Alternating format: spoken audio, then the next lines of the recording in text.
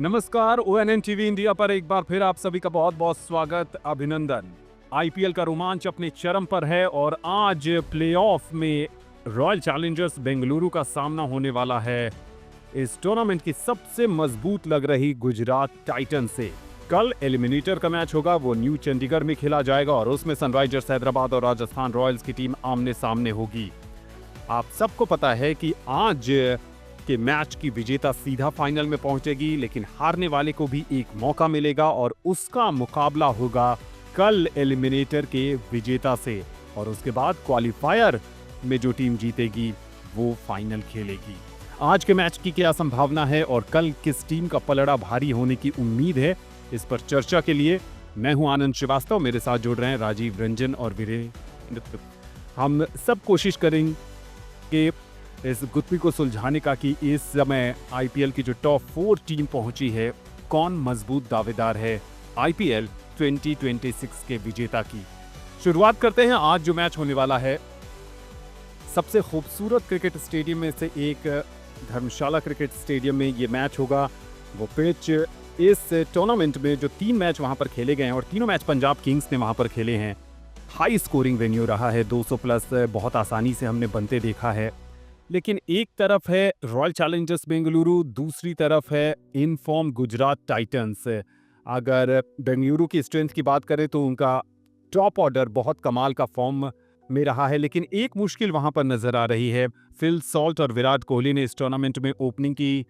Phil Salt बहुत शानदार form में नजर आए, कोहली एवरग्रीन है। उसके बाद फिल सॉल्ट को चोट लगी, फिर जेकब बेथल इंग्लैंड के एक और युवा खिलाड़ी, हमारे दर्शकों को याद होगा कि भारत और इंग्लैंड के बीच जो वर्ल्ड कप का नॉकआउट मैच हुआ था, वहां जेकब बेथल ने शानदार शतक बनाया था, भले ही वो मैच इंग्लैंड हार गई। फिर जेकब बेथल और विराट कोहली ने आरसीबी के लिए ओपनिंग की, लेकिन बेथल भी चोटिल हो गए हैं, वो स्वदेश वापस लौट गए हैं। ऐसे में पिछले मैच में हमने देखा था कि वेंकटेश अय्यर ने विराट कोहली के साथ पारी की शुरुआत की थी। वेंकटेश अय्यर, जिनको पिछले साल कोलकाता नाइट राइडर्स ने तकरीबन 23 करोड़ रुपए में लिया, लेकिन इस साल रिलीज किया। आरसीबी आते हैं, आरसीबी पहले 10 मैच में एक मैच भी उनको खिलाती नहीं है, तो टॉप ऑर्डर थोड़ा सा अनसेटल्ड है यहाँ पर आरसीबी का। मिडिल ऑर्डर की बात करें, वीरेंद्र क्या लगता है आपको? जितेश शर्मा जो भारत की तरफ से भी खेल चुके हैं, लेकिन इस आईपीएल सीजन में एक भी अर्धशतक उनके नाम नहीं है। अर्धशतक तो दूर, मुझे लगता है कि 25-30 रन भी उनके खाते में एक इनिंग में नहीं आए हैं, तो कहीं ना कहीं मिडिल ऑर्डर उनके लिए परेशानी का सबब है। फिल सॉल्ट के चोटिल होने और जेकब बेथल के वापस लौटने के बाद वेंकटेश अय्यर पर भी दबाव बना होगा। आनंद देखो, सबसे पहले बात तो किसी भी बैट्समैन या बल्लेबाज की हम करें तो सबसे पहले अगर इस ग्राउंड की हम बात करें तो लगभग 1450 मीटर की ऊंचाई पर है और ये ऐसा यहाँ पर माहौल है, ये वो स्थान है जहाँ पर तेज गेंदबाजों को हमेशा नई गेंद से लगातार स्विंग और अतिरिक्त उछाल मिलता आया है और पहाड़ी इलाका है और ठंडी हवा है, तो हल्की हवा गेंदबाजों को जो हार्ड लेंथ पर प्रभावी गेंदबाजी करने में मदद करती है, निश्चित रूप से बेनिफिट होना है। और अन्य मैदानों के अगर कंपैरिजन की बात करें तो तेज गेंदबाजों को यहाँ पर मदद मिलने का मतलब है कि जो है ना, कम स्कोर का मैच तो ये बिल्कुल नहीं होगा। तेज आउटफील्ड है, संतुलित उछाल गेंदबाज बल्लेबाजों को भी जो है तेजी से रन बनाने में हेल्प करता ही है। और इस तरह के तीनों मुकाबले जो आपने बात की तो ऐसा देखने को मिला और पावर प्ले में गेंदबाजों ने विकेट चटकाने के साथ साथ बल्लेबाजों को भी चमका दिया, लेकिन गेंद पुरानी होते ही रनों की झड़ी लगी।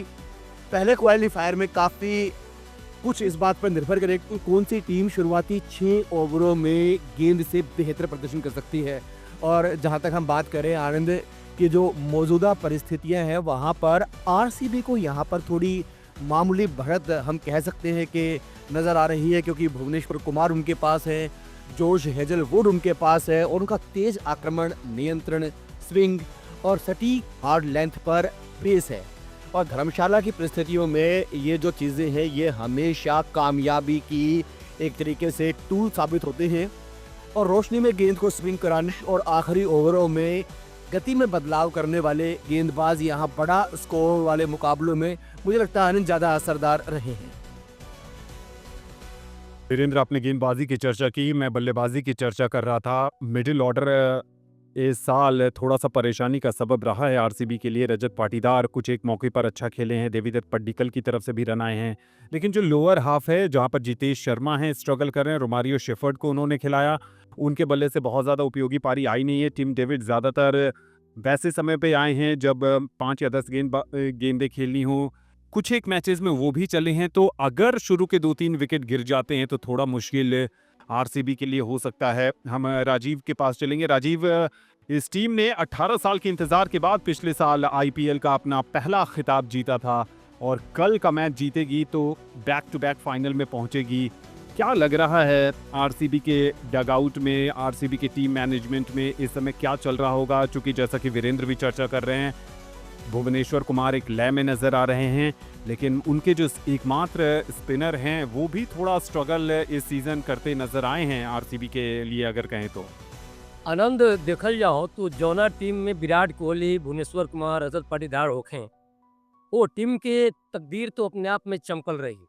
और सबसे बड़ा अगर नाम कहल जाओ आरसीबी में तो विराट कोहली बने, और इस सीजन में कोहली 14 मैच में 557 रन बना चुकल बने।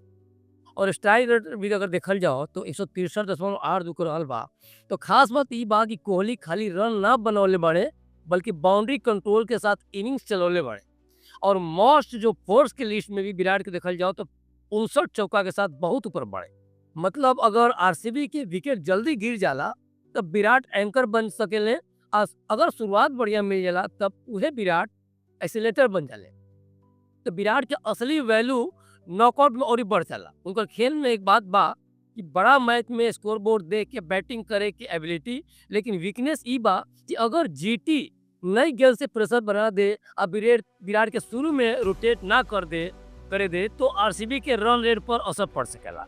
भोजपुरी में कहल जाओ आनंद तो विराट आरसीबी के इंजन हवे। इंजन गर्म हो गई तो गाड़ी फाइनल तक भाग सकेले, लेकिन इंजन जल्दी बंद हो गई पूरा गाड़ी हिल जाए। तो आरसीबी खातिर विराट कोहली के अलावे भी दूसरा खिलाड़ी की बात मिल जाओ भुवनेश्वर कुमार के, तो वो भी इस सीजन में 14 मैच में 24 विकेट ले बने और इकोनॉमी उनको 8.7 के रहल बा। और T20 में 8 के आसपास इकोनॉमी और 24 विकेट के मतलब बहुत बड़ा इम्पैक्ट खेला आनंद। भूवी नई गेंद से स्विंग दे सकेले और डेथ ओवर्स में स्लो बॉल से बल्लेबाज के फंसा सकेले। ऐसे ही रजत पाटीदार की भी बड़ा फैक्टर हो सकेला। उनकर भी स्ट्राइक रेट 180 से ऊपर रहल बा और उनके बल्ला में मिडिल ओवर्स में मोमेंटम बदल देवे के ताकत बा आनंद। अगर विराट इनिंग संभाल ले लें और पाटीदार 25 गेंद में लगभग देखल जाओ अगर 45-50 रन जैसा पंच दे दिले तो आरसीबी के स्कोर अचानक खतरनाक हो सकेला। तो आरसीबी की चिंता बस ये बा कि टॉप ऑर्डर फेलियर के बाद मिडिल ऑर्डर पर प्रेशर बहुत तेजी से आ जाला। बात थोड़ी गुजरात टाइटंस की करी, एक ऐसी टीम जो शुरू में थोड़ा स्ट्रगल करती नजर आई लेकिन फिर बतौर यूनिट बहुत शानदार लय में खेलती नजर आई। ये टीम पूरी तरीके से अपने टॉप 3 बैटर्स पर डिपेंडेंट नजर आती है। शुभमन गिल, साई सुदर्शन और जॉस बटलर, ये उनके टॉप 3 बल्लेबाज हैं। तीनों शानदार लय में हैं। शुभमन गिल और साई सुदर्शन की बात करें तो 550 रन से ज्यादा इन दोनों के नाम हैं। शुभमन ने तो 600 से ज्यादा रन इस सीजन बनाए हैं। जॉस बटलर काफी उपयोगी बल्लेबाज हैं और विश्व कप में उनकी फॉर्म जरूर गई थी, लेकिन इस सीजन में जिस गति से वो बल्लेबाजी कर रहे हैं वो बहुत शानदार है। गुजरात टाइटंस की गेंदबाजी इस सीजन कमाल की रही है। कगिसो रबाडा 24 विकेट के साथ भुवनेश्वर कुमार के साथ विकेटों के मामले में बिल्कुल बराबरी पर नजर आते हैं पर्पल कैप की दौड़ में। कगिसो रबाडा और मोहम्मद सिराज 2 ऐसे गेंदबाज हैं जो इस आईपीएल के सीजन में सबसे ज्यादा डॉट बॉल डालने वाले गेंदबाजों में टॉप 2 स्थान पर हैं। यानी रबाडा और सिराज शुरू में विकेट चटकाते हैं जिससे विपक्षी टीम पर दबाव बनता है। बात यही नहीं रुकती, इनकी गेंदबाजी में धार और भी है। अरशद खान बाएं हाथ के युवा अनकैप्ड इंडियन तेज गेंदबाज जो अपनी गति से और अपनी मूवमेंट से बल्लेबाजों को परेशान करते रहे हैं। प्रसिद्ध कृष्णा चौथे मध्यम गति के तेज गेंदबाज हैं जो काफ़ी अच्छी लय में हैं और कम मैचेस खेलकर उन्होंने भी ज़्यादा विकेट चटकाए हैं। अगर आप तेज गेंदबाजों से पार पा लेते हैं तो दुनिया के सबसे बेहतरीन लेग स्पिनर्स में से एक और T20 विशेषज्ञ अफगानिस्तान के राशिद खान भी आपके साथ हैं गुजरात टाइटंस में। ऐसे में एक कंप्लीट यूनिट की टीम नजर आती है। लेकिन लेकिन इस कारण है कि अगर आपके टॉप 3 बल्लेबाज जल्दी आउट हो गए तो आपको संभालने वाला कोई भी नजर नहीं आता। आपने ग्लेन फिलिप्स को ट्राई किया, आपने शाहरुख खान को ट्राई किया, दोनों में से कोई भी नहीं चले। उसके बाद आपने कई और भारतीय बल्लेबाजों को ट्राई किया। राहुल तेवतिया 2 या 3 बॉल खेलते हैं। आप कुछ हद तक वाशिंगटन सुंदर पर रिलाय कर सकते हैं, लेकिन वाशिंगटन सुंदर एक मैच में अर्धशतक जड़ा, उसके बाद बल्ला उनका भी उस तरीके से चला नहीं जिस तरीके की उम्मीद थी। यानी आपके टॉप 3 चलते हैं तो आप 200 प्लस जाएंगे। अगर आपके टॉप 3 पावर प्ले में निपट गए तो फिर गुजरात के लिए मुश्किलें बढ़ जाएंगी। वीरेंद्र, एक ऐसी टीम जो लगता है कि किसी भी दिन शानदार प्रदर्शन करती है, लेकिन एक फैक्टर और है जिस पर आपका भी पॉइंट ऑफ व्यू चाहेंगे, और वो फैक्टर है नेहरा जी का फैक्टर। जैसे फुटबॉल में मैनेजर होते हैं, वो बिल्कुल जो साइड लाइन होती है उसके पास चहलकदमी करते हैं, लगातार चीखते रहते हैं, मैसेज पास ऑन करते हैं। नेहरा जी भी बिल्कुल वैसे ही हैं। उल्टी टोपी पहनते हैं, शॉर्ट्स पहनते हैं, और क्रिकेट कोच वाले कोई भी लुक उनमें नहीं है। लगातार मैसेजेस पास ऑन करते हैं, चीखते हैं, चिल्लाते हैं। क्या इस बार धर्मशाला में वो आरसीबी को पस्त करेंगे? आनंद, नेहरा चूंकि मैदान से बाहर रहेंगे और गाइड करेंगे इस शिप को गुजरात टाइटंस के, लेकिन जो शिप के कैप्टन हैं शुभमन गिल, अगर देखा जाए तो उनके पास ये काबिलियत है कि ये 19वां जो सीज़न है वहाँ पर वो जीटी को चैंपियन बना सकते हैं, क्योंकि अगर देखें तो जो है कप्तानी के साथ साथ वो बल्ले से भी बल्ले बल्ले कर रहे हैं। 13 मैचों में आनंद अगर बात करें तो कप्तान की 47.38 की औसत से 616 रन वो बना चुके हैं और 6 अर्धशतकीय पारियां वो खेल चुके हैं। इस सीजन में सबसे ज़्यादा रन बनाने वाले खिलाड़ियों की सूची में दूसरे पायदान पर हैं। और उसके बाद जैसे आपने बात की थी कि साई सुदर्शन भी एक बड़ा फैक्टर रहेगा। 14 मैचों में 638 रन वो बना चुके हैं। और अगर देखें गिल आईपीएल 2024 से जीटी की कप्तानी संभाल रहे हैं, तो इस बार मुझे लगता है कि नेहरा जी की गाइडेंस और शुभमन गिल का जो मतलब एज ए कप्तान, एज ए लीडर वो जो निभा रहे हैं। और सबसे बड़ी जो उनकी खासियत है कि वो रोटेट करते हैं, मतलब अपनी जो स्मार्ट तरीके से बॉलर्स को जो जिस तरीके से वो रोटेट करते हैं और प्रेशर में सिचुएशन को शांति से हैंडल करते हैं। तो मुझे ऐसा लगता है कि आनंद के नेहरा जी का ये सपना जो है, या जो भी आप चीखने चिल्लाने की बात कर रहे हैं, जाहिर सी बात है कि चीखना चिल्लाना बेसबब नहीं होता है। उसके पीछे सिर्फ जो एक खिलाड़ियों के अंदर एक नया जोश भरने का जो काम होता है, बस वो नेहरा जी वही करते हैं। राजीव, क्या लगता है? एक तरफ मजबूत तेज गेंदबाजी का आक्रमण है, टॉप 3 बहुत सॉलिड हैं। राशिद खान भी इस टूर्नामेंट में पिछले साल से काफ़ी बेहतर नजर आए। पिछले साल काफ़ी ज़्यादा रन लुटाए थे उन्होंने और विकेट भी बहुत कम मिला था, लेकिन इस बार थोड़े शार्प नज़र आ रहे हैं। गुजरात के पास एक एडवांटेज है, क्योंकि दबाव आरसीबी पर होगा। पिछले बार के चैंपियन हैं। गुजरात निडर होकर खेलेगी, और जो बिना डर के खेलता है, जिसके पास खोने को कुछ नहीं होता है, चांसेस उसके ज़्यादा बन जाते हैं। क्या लगता है आपको? आनंद, हम तो यहाँ तक कह दें कि हमारा जो नपड़ा लगा था कि आईपीएल के रियल विजेता ही गुजरात टाइटंस हुई अब की बार। साई सुदर्शन जैसन प्लेयर, शुभमन गिल, रबाडा, राशिद खान, मतलब टर्म कार्ड साई सुदर्शन बाणे जीटी में।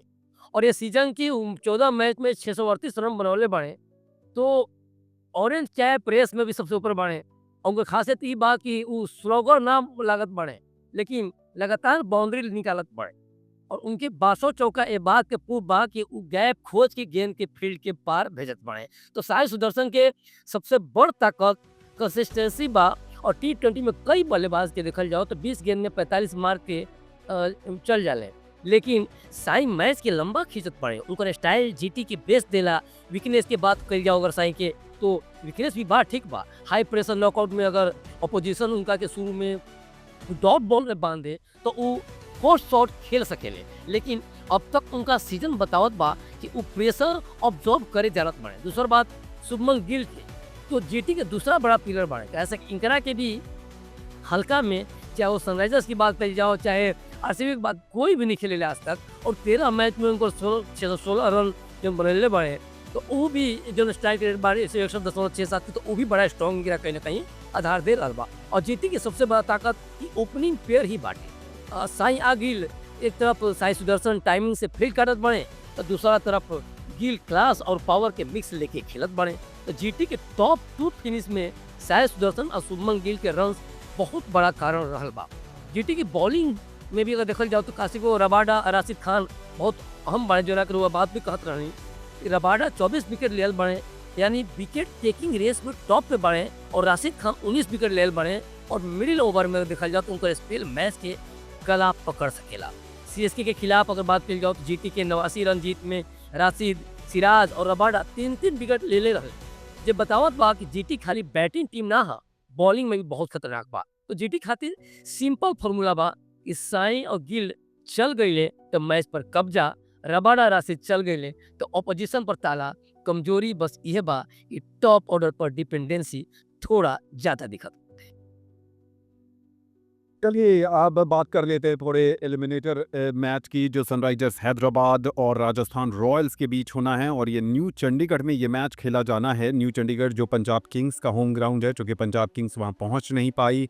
ऐसे में अब राजस्थान रॉयल्स और सनराइजर्स हैदराबाद खेलेगी। दोनों टीमें इस आईपीएल में अनसर्टेन रही है। हैदराबाद बैटिंग पावर हाउस, लेकिन 86 रन पर ऑल आउट भी हो चुकी है ये टीम इसी आईपीएल में। राजस्थान रॉयल्स शुरू में बहुत दम दिखाया। बीच के आईपीएल के फेज में एक ऐसा भी दौर आया जब राजस्थान मैच जीतने का ट्रिक भूल गई। बैटिंग और बॉलिंग दोनों नहीं चलने लगे। आखिरी दिन आईपीएल के लीग मुकाबलों के आखिरी दिन जैसे तैसे समीकरण बिठाकर ये टीम क्वालिफाई करने में कामयाब हुई है। पहले बात सनराइजर्स हैदराबाद की। Abhishek Sharma, Travis Head, Ishan Kishan top 3 outstanding player है। T20 के दिग्गज माने जाते हैं। जबरदस्त स्ट्राइक रेट है, पहली गेंद से छक्का मारने का हुनर रखते हैं, विपक्षी आक्रमण को धाराशायी कर देते हैं। लेकिन फिर वही कहानी, टॉप 3 नहीं चले तो फिर कौन खिलाड़ी इनके पास है जो चलेगा। सलील अरोड़ा को ट्राई किया, डोमेस्टिक क्रिकेट का बड़ा नाम, बड़े छक्के लगाते हैं, उस तरह का परफॉर्मेंस दिखाई नहीं दी। अनिकेत वर्मा को ट्राई किया, अनिकेत झांसी से आते हैं, पिछले सीजन काफी अच्छा खेले, लेकिन इस सीजन उनके भी बल्ले से उस तरह से रन नहीं आए जिस तरह से उम्मीद की जा रही थी। भारतीय टीम का हिस्सा रहे नीतीश कुमार रेड्डी, उनका फॉर्म बहुत पार एक्सेलेंस नहीं रहा है। कभी कभी छोटी छोटी कैमियो पारी उनकी तरफ से रही है, बॉलिंग में भी ज़्यादा रन देते रहे हैं।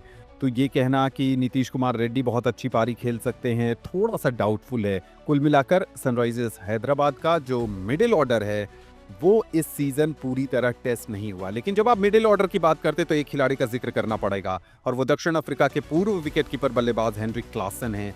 500 से ज़्यादा रन ऑरेंज कैप की दौड़ में बने हुए कमाल के खिलाड़ी हैं। दुनिया के सबसे अच्छे बैट्समैन माने जाते हैं स्पिन गेंदबाजी को खेलने में, और इस आईपीएल शानदार फॉर्म में है। सनराइजर्स हैदराबाद की गेंदबाजी की बात करें, इस गेंदबाजी के 2 चमचमाते सितारे हैं और दोनों भारतीय अनकैप्ड खिलाड़ी हैं।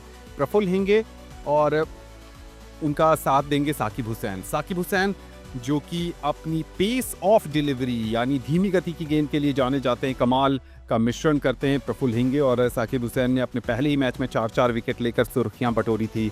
लेकिन इन सबको गाइड कौन कर रहा है? इन सबको गाइड कर रहा है ऑस्ट्रेलिया का विश्व विजेता कप्तान पैट कमिंस। इनके कप्तान शुरू के सीजन में खेले नहीं, चोट के कारण बाहर थे, वापस आए हैं लीडिंग फ्रॉम द फ्रंट। अगर आपके पास ऐसा लीडर हो जो खुद दुनिया के सर्वश्रेष्ठ तेज गेंदबाजों में से एक हो, तो फिर इन दोनों का निखरना, चमकना बनता है। और वो दोनों निखर भी रहे, चमक भी रहे। लेकिन गेंदबाजी की ये चमकदार पहलू थे, अब कमजोरियां भी हैं। शिवांग कुमार युवा लेग ब्रेक गेंदबाज, अनुभव नहीं है प्लेऑफ खेलने का, बहुत ज्यादा एक्सपेंसिव भी कुछ मैचेस में साबित हुए हैं। जब इनकी लेग ब्रेक पर छक्के लगते हैं तो इनके पास दूसरी स्टॉक डिलीवरी होती है या नहीं अब तक हमने देखा नहीं है। गुगली पर कम रिलाई करते हैं, आम बॉल होता नहीं है, और कृणाल पांड्या की तरह यॉर्कर भी या बाउंसर भी इनकी तरफ से हमने देखा नहीं है। तो एक समस्या ये है। दूसरी समस्या जो नीतीश कुमार रेड्डी की गेंदबाजी है, उस पर भी आप बहुत हद तक ट्रस्ट नहीं कर सकते। अगर आखिरी ओवर में 10 या 15 रन बचाने हैं तो नीतीश कुमार रेड्डी वहां भी असफल होंगे। वीरेंद्र, एक ऐसी टीम जो बहुत पोटेंशियल लिए नजर आती है। ऐसा लगता है कि अगर इस आईपीएल में या किसी भी आईपीएल में अगर पहले 300 रन कोई बना सकता है तो सनराइजर्स का नाम सबसे पहले आता है, लेकिन दबाव होगा उन पर भी। जी हाँ, बिल्कुल आनंद। ट्रेविस हेड है इनके पास, अभिषेक शर्मा है इनके पास, और ये दोनों ऐसे बल्लेबाज हैं कि भाई एक बार जब अपने लय में आ जाए तो इनकी बैटिंग जो है, मतलब ये 20 गेंदों में भी 50 जमाने का मादा इनके पास है। और उसके बाद आनंद बात करें तो ईशान किशन जैसा हीरा भी इनके पास है। तो निश्चित रूप से देखा जाए तो 300 का जो आंकड़ा आपने बताया आनंद, इतना आसान तो नहीं रहेगा, क्योंकि सामने जो टीम है वो भी राजस्थान रॉयल्स है, और बहुत ही मतलब विपरीत परिस्थितियों में राजस्थान की टीम, जबकि एक बार ऐसा लग रहा था कि कोलकाता के भी चांस बन सकते हैं, पंजाब के भी चांस बन सकते हैं, लेकिन जो कल मुकाबला हुआ था मुंबई इंडियंस के खिलाफ, और वहां 30 रन से मुकाबले को जीत लिया था आरआर ने, तो इतना आसान तो नहीं रहने वाला है सनराइजर्स हैदराबाद के लिए कि 300 का स्कोर खड़ा कर पाए, और एक तरफा तो मुकाबला बिल्कुल नहीं रहेगा आनंद। राजीव, क्या लगता है हैदराबाद अपने दिन में बहुत बड़ा टोटल बना सकती है, बहुत कम टोटल को डिफेंड भी कर सकती है? पैट कमिंस मुझे लगता है कि यहाँ पर उनके ट्रम्प कार्ड होंगे, चूंकि अंतर्राष्ट्रीय अनुभव लेकर आते हैं, टीम को कैसे चलाना है वो उनको पता है। और साकिब हुसैन पर भी सबकी नजर रहेगी, प्रफुल्ल हिंगे पर भी नजर रहेगी। आपको क्या लगता है तुरूप का इक्का कौन होने वाला है? अपने ईशान किशन? आनंद, अभी हम कुछ देर पहले कह रहे हैं कि जीटी टक्कर दी, लेकिन जीटी के टक्कर के दी एसआरएच, और एसआरएच में एक से एक नया हीरा बटे। Heinrich Klaasen, Abhishek Sharma, Ishan Kishan, Travis head और कौशिक के बाद हम बिल्कुल समझ बनी ईशान किशन सच में तरासल हीरा बन रहे हैं। लेकिन क्लासेन की अगर बात करी जाओ तो बड़ी खतरनाक बल्लेबाज बड़े हैं, कोनो दूर नहीं कि हमने पूरा आईपीएल में देखनी जा, जब रहे तो पूरा भरोसा रहा पिच पे, और 14 मैच में 606 रन बनने बने। स्ट्राइक रन रेट भी देखा जाए तो बड़ा शानदार बाटे, 160 करीब में। और क्लासेन की खासियत ये बात कि वो स्पिन होके या पेस दोनों की मार सके। और मिडिल ओवर में जब बाकी टीम थोड़ा रुक जाले, उखड़ जाले, तो एसआरएच वही जगह से हमला तेज कर देवेला, और क्लासेन के दम पे ही होखेला। दूसरा का बात, अभिषेक शर्मा भी अगर कल जाओ तो बहुत बड़ा एक तरह से तीर बने तर्कस में, और एसआरएच के सबसे डेंजरस इम्पैक्ट प्लेयर बने। वो 14 मैच में 563 रन बनने वाले थी, और भी साफ साफ बताओ थे कितना खतरनाक विपक्षी टीम खाती हो सकले। और ये आंकड़ा खुद बताओ था कि अभिषेक क्रीज पर टिके ना, गेंदबाज की कॉन्फिडेंस तोड़े आवेले। उनके 43 छक्का बाद भोजपुरी में कहल जाओ तो अभिषेक शर्मा पावर प्ले में गेंदबाज के माथा पर ढोल बजा देवे वाला खिलाड़ी बाड़े। दूसरा बा ईशान किशन के तो कहले गए भाई वो तो तरासल हीरा बने, तो 14 मैच में इहो 569 रन बने बने। और एसआरएच के बैटिंग की असली ताकत ये बा कि क्लासेन, अभिषेक और ईशान तीनों अलग अलग स्टाइल से मैच मार सके। ईशान लेफ्ट हैंड एंगल दे ले, फील्ड के डिस्टर्ब करे ले, शुरुआत मिल गई तो 60-70 बहुत जल्दी बना सके।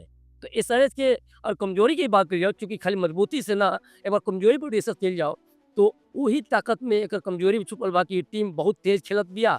यही से अगर 2-3 विकेट जल्दी गिर गई तो वे एग्रेशन उल्टा पड़ सकेला। नॉकआउट में 20 गेंद के खराब फेज भी मैच के देखल जाओ अनंत तो खत्म कर सकेला। अगर एसआरएच के टॉप और मिडिल ऑर्डर 10 ओवर तक टिक गई तो मान के चली 200 के स्कोर उनका खातिर बहुत ही नॉर्मल बात बा, बहुत ही सामान्य बात बा।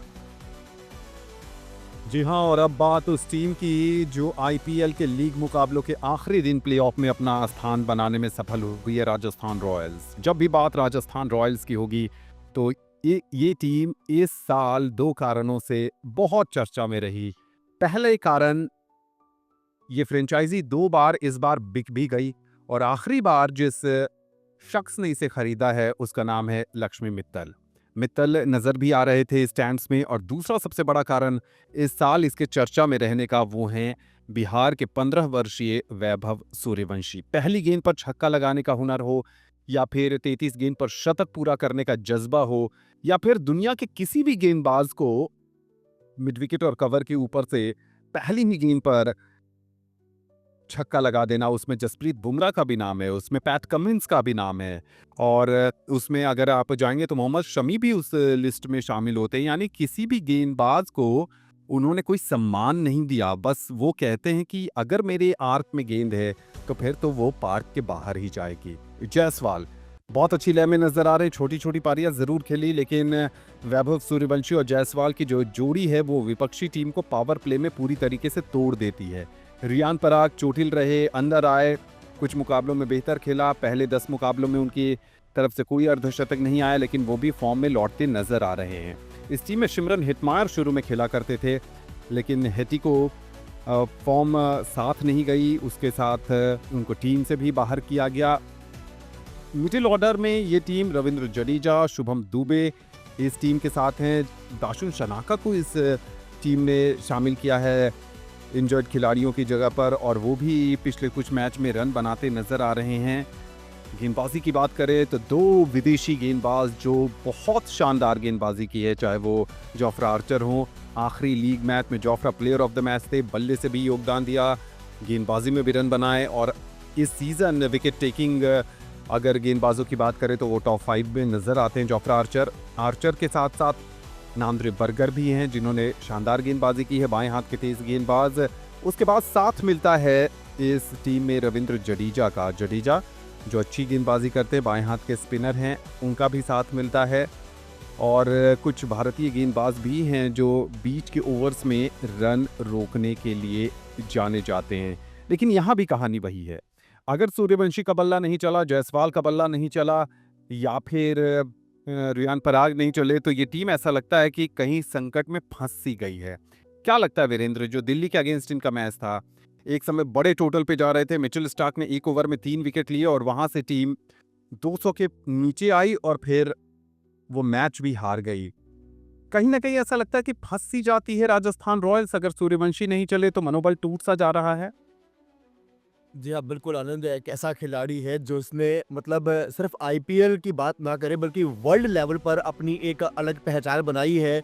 तो जाहिर सी बात है कि वैभव सूर्यवंशी का जो आप बता रहे हैं जल्दी विकेट गिर जाएगा तो आसान तो नहीं रहेगा राजस्थान रॉयल्स के लिए, लेकिन बाकी जो दूसरे बल्लेबाज हैं वो भी, हालांकि जो आर्चर हैं उनका भी जो है ऑलराउंड प्रदर्शन रहता है, ऑलराउंडर के रूप में बढ़िया उन्होंने पहचान बनाई है। अगर आप देखें जो है उनकी जो गेंदबाजी है, ख़ासकर अगर वैभव का जो है अगर बल्ला उतना ना चले तो उनकी गेंदबाजी के पास वो ताकत है कि वो विपक्ष की जो है वो कमर तोड़ सकता है। अब देखा जाए रफ्तार है उनके पास, आक्रामकता उनके पास है और नई गेंद से जो है ना विकेट निकालने की क्षमता भी उनके पास है। तो मतलब लगभग 30 विकेट जो है अपनी टीम के लिए वो ले चुके हैं।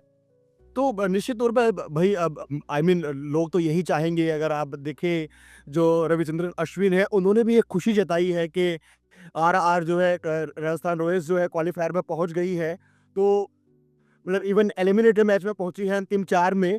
तो फैंस तो है वैभव सूर्यवंशी के नया हीरो है और इतनी बड़ी ताकत है कि हर मैच में जो है वो हीरो के रूप में ही खेलते हैं। अगर लीग चरण की बात करें तो 8 मुकाबले उन्होंने जीते हैं और 7 अलग अलग खिलाड़ियों ने, आनंद अगर हम देखें, प्लेयर ऑफ द मैच का पुरस्कार जीता है। तो इसलिए ये आंकड़ा बताता है कि राजस्थान किसी एक खिलाड़ी पर निर्भर नहीं है। राजीव के पास चलते हैं। राजीव, आप तो बहुत खुश होंगे जिस तरीके के आपके गृह राज्य के वैभव सूर्यवंशी ने न सिर्फ अपनी छाप छोड़ी है, ये दिखाया है कि बिहार के युवाओं को इस तरीके से नज़रअंदाज मत करिए। छोटी उम्र में बड़े बड़े गेंदबाजों को रात में चारों खाने चित कर दिया है। आनंद राज से बड़ा छोटा उम्र में जो बाटे ना, बाली उम्र में बड़ा धमाका कैले बड़ा वैभव सूर्यवंशी में कोनो दूर नहीं थे।